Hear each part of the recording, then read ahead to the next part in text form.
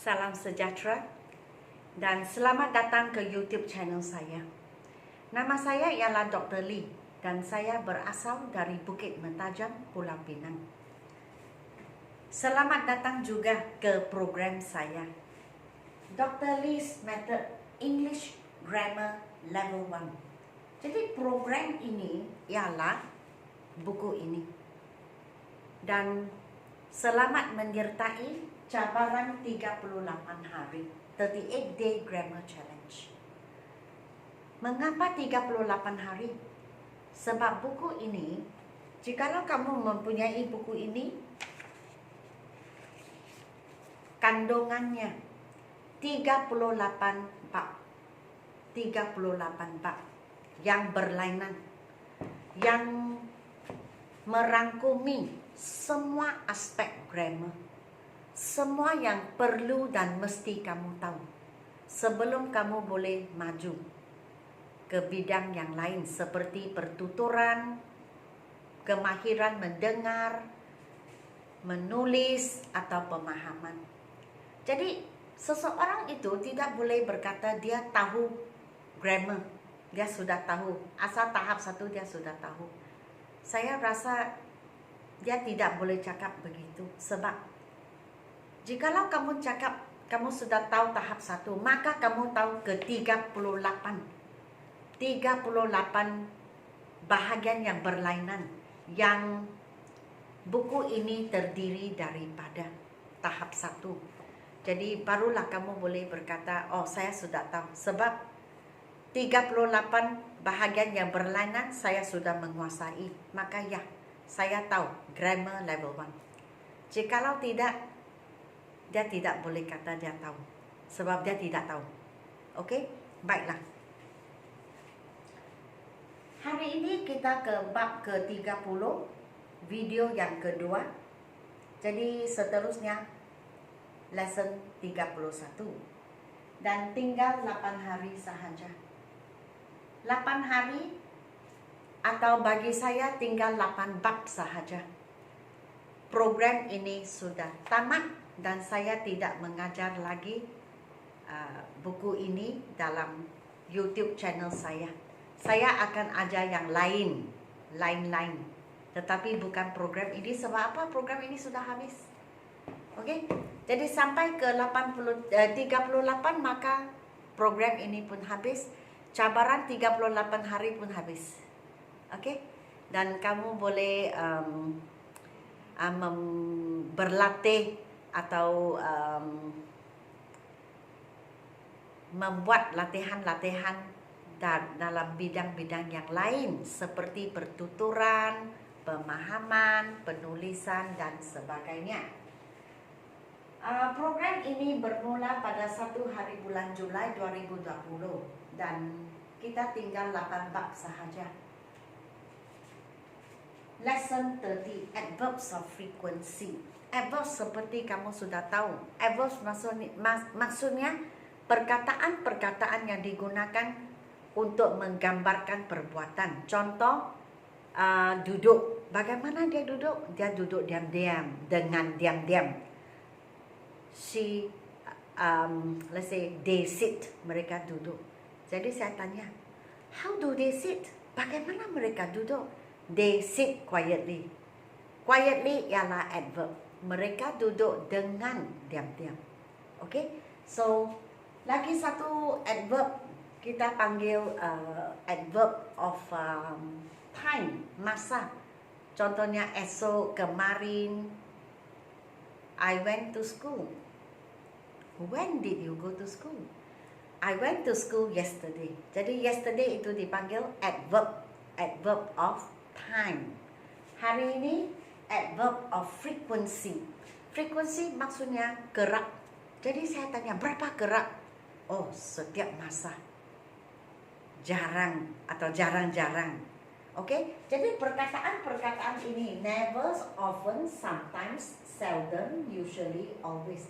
Ini semua dipanggil adverbs of frequency. Okey, perkataan-perkataan ini menunjukkan kita berapa gerak sesuatu perbuatan itu berlaku. Dan exercise hari ini ialah Perkataan ini saya memberi. Kamu mesti tulis semula ayat ini dan never itu tulis di tempat yang tepat. Contoh, the sun sets in the west. Matahari terbenam di sudut barat. Di sini di sudut timur. Jadi perkataan yang saya beri never, tidak pernah. Di mana harus kamu tulis never? Ayat ini tulis semula. Susunannya bagaimana? Kamu mesti tulis never di hadapan perbuatan terbenam, turun. So jawapan yang tepat ialah the sun never sets in the east. Matahari tidak pernah, never, terbenam di sudut timur, mesti di sudut barat. My grandfather wakes up early in the morning. Perkataan yang saya beri ialah always. Always maksudnya selalu, sentiasa. Jadi kamu mesti tulis sentiasa di mana? Di hadapan perbuatan. Wakes ialah bangun. Jadi di hadapan perbuatan maksudnya my grandfather always wakes up early in the morning. Di hadapan perbuatan. My aunt is very busy, so she visits us seldom. Seldom maksudnya jarang-jarang. Jadi kita tulis apa? My aunt is very busy, so she seldom visits us. Tulis perkataan seldom di hadapan kata kerja, berkunjung, visits. Mrs. Wong goes shopping in Penang. Kamu harus tulis sometimes, di mana? Sometimes, kadang-kadang. Jadi sometimes tulis di hadapan perbuatan goes. Jadi Mr. Wong sometimes goes shopping in Penang. Uncle Robin takes a walk in the park. Perkataan yang saya beri ialah usually. Usually biasanya. Jadi di mana harus kita tulis perkataan usually? Di hadapan kata kerja. Jadi Uncle Robin usually takes a walk in the park.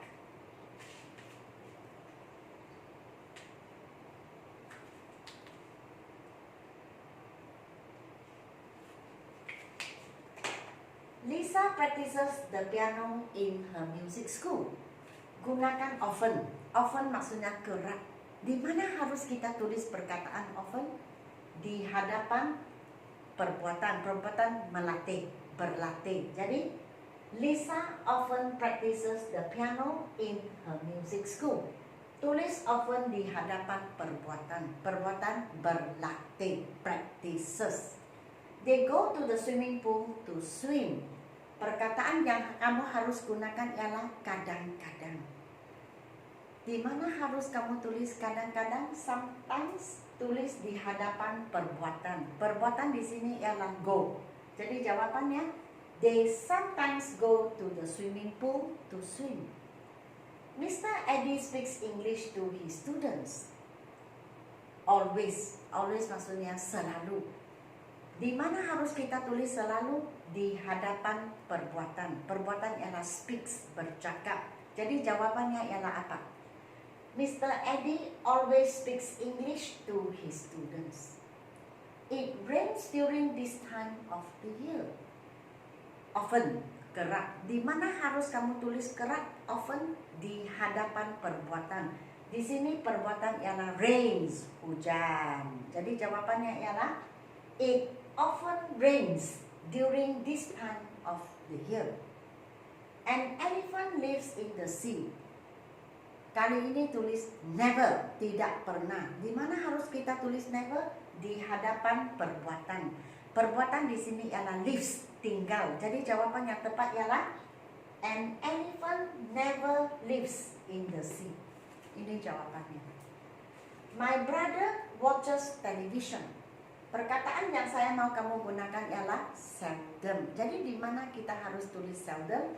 Kita tulis seldom di hadapan watches. Jadi my brother seldom watches television. Sebab watches ialah menonton. Menonton ialah perbuatan. The Boy Scouts go camping at the end of the year. Usually, biasanya. Di mana harus kita tulis biasanya? Usually di hadapan perbuatan. Di sini perbuatannya ialah go. Jadi jawaban yang tepat ialah the Boy Scouts usually go camping at the end of the year. Boleh faham? Boleh. Baik. Setakat ini sahaja. Dan sebenarnya bab ini pun kita sudah habis. Jadi sila beri saya like, share dan subscribe. Dan saya harap kamu akan add atau follow saya di Instagram. Instagram saya menggunakan nama Susan Lee. Jangan lupa hashtag Learn with Dr. Lee. Dan postlah komen kamu. Pengalaman kamu, progres kamu, perasaan kamu semasa program ini. Program ini hampir tamat, jadi mungkin kamu pun ada sedikit perasaan sekarang. Dan username saya untuk Instagram saya ialah Lee Sai Im, semua huruf kecil. Itu pun nama saya. Dan di bawah video ini ada description box, sila masuk dan tengok-tengok ke dalam. Di dalam juga ada peta untuk kamu isi nama, alamat dan telefon number kamu jikalau kamu ingin membeli buku ini. Okey, nama, alamat, telefon number dan WhatsApp kepada saya. WhatsApp kepada saya. Okey, WhatsApp kepada saya nama, alamat dan telefon number kamu. Dan saya akan urus mencetak buku dan hantar ke rumah kamu melalui courier. Okey, okey. Jadi sehingga kita jumpa di bab yang ke-31. Terima kasih kerana menonton video saya. Selamat tinggal.